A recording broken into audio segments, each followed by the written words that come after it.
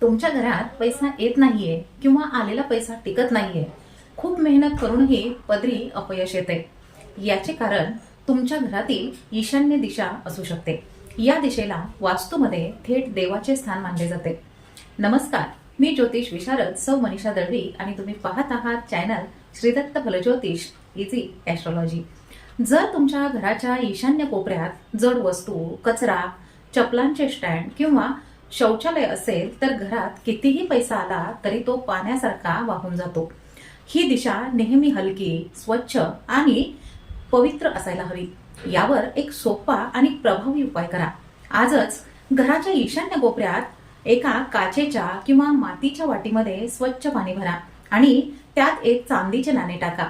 हे शक्य नसेल तर तिथे एक तुळशीचे रोप ठेवा आणि त्यापुढे संध्याकाळी तुपाचा किंवा तेलाचा एक दिवा आवर्जून लावा.